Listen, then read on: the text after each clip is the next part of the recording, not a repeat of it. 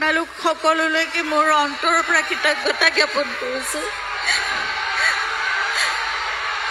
আজি জুবিন থকা হ'লে এনেদৰে ইমান মৰম আৰু আশীৰ্বাদ দেখি ইমান আদৰ দেখি তেওঁ আপোনালোকক কৃতজ্ঞতাই জনালে, কিন্তু তেওঁ শব্দৰে এতিয়া একো প্ৰকাশ কৰিব নোৱাৰে।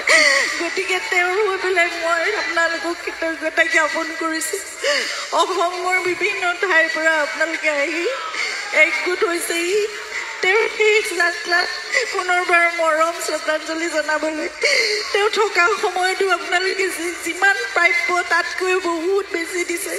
সেইকাৰণে তেওঁ 30 বছৰত যিমানখিনি মানুহে হয়তো 100 বছৰতো কৰিব নোৱাৰে তাতকৈও বেছি কৰি কাম কৰিব পাৰিছে, ইমানখিনি সফল হৈছে।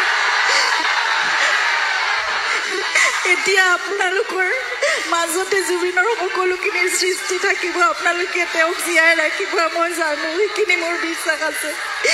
গতিকে জুবিনে সদায় সকলো একেলগ হৈ থকাটো বিচাৰে, সদায় শান্তিৰে, সদায় সুস্থিৰে, সদায় শৃংখলাবদ্ধভাৱে তেওঁ সংস্কৃতিৰ বাট মুকলি কৰিব বিচাৰে।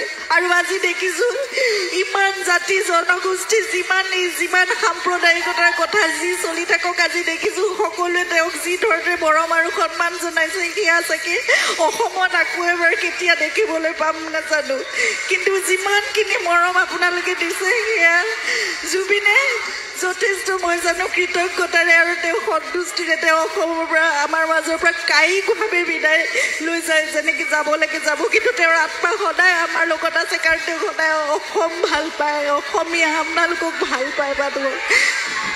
আমাৰ মাজতে জুবিন সদায় থাকিব। সকলোৱে যাতে শান্তিপূৰ্ণভাৱে আৰু শৃংখলাবদ্ধভাৱে শ্ৰদ্ধাঞ্জলিৰ যিখিনি আয়োজন কৰিছে সেইখিনি কাম কৰে।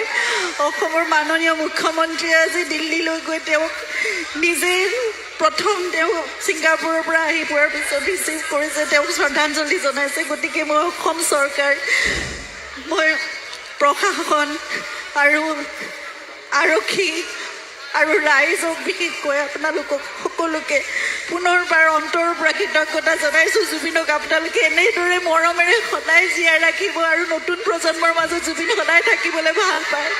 গতিকে আপোনালোকৰ হাততে এতিয়া জুবিন থাকিব। ধন্যবাদ।